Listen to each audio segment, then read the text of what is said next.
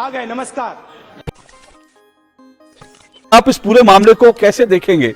मैं खास करके जब ये देख रहा था, ये पीएफआई का जो पूरा बयान है, मैं जिसको पढ़ रहा था, बड़ा इंटरेस्टिंग है। पीएफआई अपने बयान में पहले एक दिन पहले कह रहा है, हिंदू नववर्ष की आड़ में प्रदेश में सांप्रदायिकता फैलाने की साजिश, सतर्क रहने के लिए सरकार और प्रशासन को खत लिखा।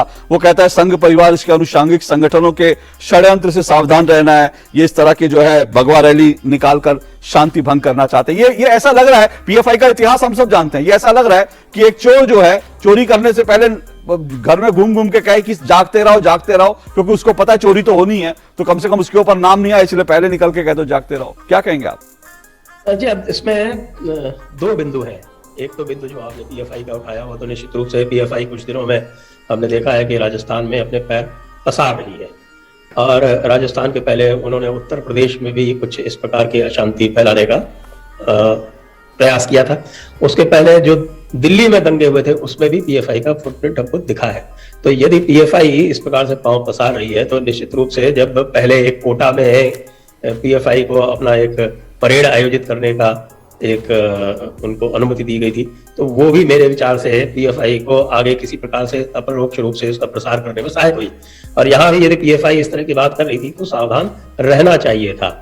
और पीएफआई का फुटप्रिंट पूरे देश में फैल रहा है, और इसमें मुझे शिकायत जो है वो केंद्र सरकार से भी है कि केंद्र सरकार के पास एनआईए लगातार 2017 से उनको रिपोर्ट दे रही है, और कितने सारे वो इस प्रकार के कारनामे कर चुके हैं। बेंगलोर में कर चुके हैं, शाहीन बाग में उनका फुटप्रिंट था, दिल्ली राइट्स में उनका फुटप्रिंट था, हाथरस में उत्तर प्रदेश में उनका फुटप्रिंट था, और लगातार कहा जा रहा है, असम की तरफ से भी कहा गया है। लेकिन उसके बाद भी केंद्र सरकार पता नहीं क्यों 8 वर्ष हो गए, और पीएफआई के बारे में सबको पता है, साउथ में पता है, अच्छी तरह से पता है, तो नॉर्थ में भी आ गए।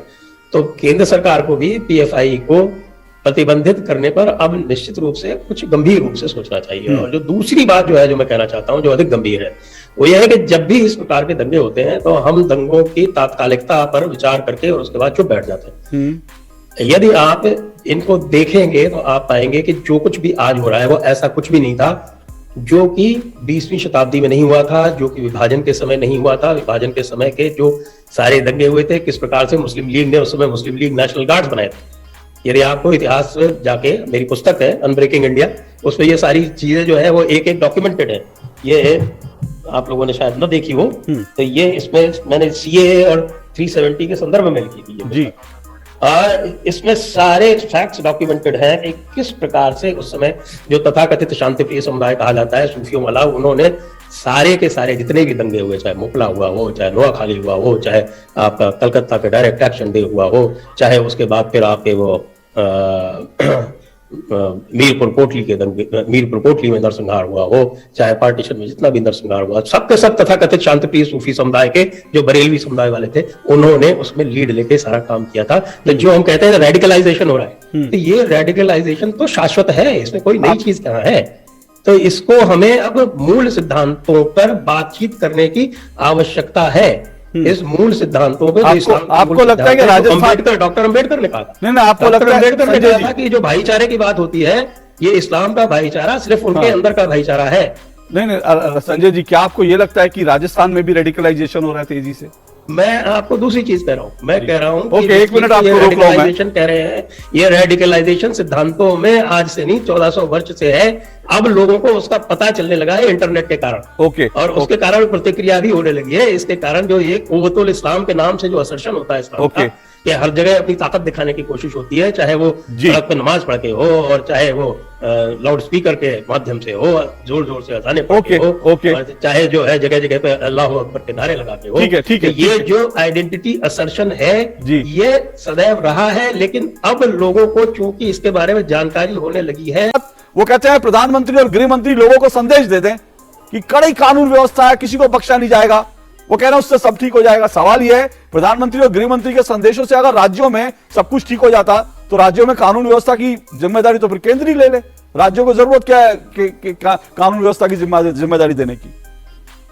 ये तो सीधे सीधे अपना दामन झाड़ने की बात है और बचने की बात है, ऐसा कुछ नहीं है। और जहां तक ये भड़काऊ नारों की बात है, भड़काऊ नारे, फिर मैं यही कहूंगा कि हमें मूल तत्व की ओर जाना चाहिए। ये जो पीएफआई है 1947 में इसी प्रकार से एक मुस्लिम लीग ने अपनी नेशनल गार्ड्स बनाई थी, वो इसी प्रकार की एक्टिविटीज किया करती थी। और जहां तक भड़काऊ नारों की बात है, मुझे याद पड़ता है 1989 में मैं एसडीएम था, एक छोटा सा कस्बा है स्वरूपगंज में, माउंट आबू सब डिवीजन था, उसमें वहां पर एक इसी प्रकार की यात्रा निकल रही थी। उस यात्रा में दोनों पक्षों को बैठाकर मैंने समझौता करा दिया थाने में, और ये तय हुआ कि शोभा यात्रा निकलेगी और वो केवल भारत माता की जय के नारे लगाएगी। ये समझौता होने के उपरांत भी मस्जिद में से हमला हुआ, मेरी आंखों के सामने, मैं वहां पर तैनात था, और किस तरह से मैंने बचाया। और दुस्साहस देखिए कि वहां पर मुस्लिम 200 थे और भीड़ सामने जो थी वो 5 से 10 हजार की थी। लेकिन उसके उपरांत भी भड़कना क्यों है? क्योंकि जो मूल तत्व है उसमें आप जाइए, ये दोनों बचते हैं इससे। न कांग्रेस मूल तत्व को डिस्कस करती है और न भाजपा मूल तत्व को डिस्कस करती है। मूल तत्व ये है कि काफिर का होना ही एक भड़काऊ प्रक्रिया है। आपने यदि कश्मीर फाइल्स देखी हो तो उसमें जाकर ये समझिए, और वहां पर ये एक तथ्य है कि जब कश्मीरी हिंदू जो थे वो रलिव गलिव चलिव के बाद में वहां से चले आए थे, तो जमाते इस्लामी ने वहां बैठक करके ये कहा था कि इन लोगों ने इस्लाम को स्वीकार न करके और घाटी छोड़ दी है, ये इस्लाम के खिलाफ जंग का ऐलान है। इसको समझिए, इस मूल तत्व को समझिए। इस मूल तत्व के ऊपर अब चर्चा करने का अवसर आ गया है। 1947 में होनी चाहिए थी ये, विभाजन के बाद ये नहीं हुई। अभी भी नहीं करेंगे तो ये समस्या बढ़ती ही जाएगी, कम नहीं होगी। ओके ऋषि जी, संजय जी 30 सेकंड में रिस्पॉन्ड कीजिए, 30 सेकंड में कुल मिलाकर करौली का मैसेज।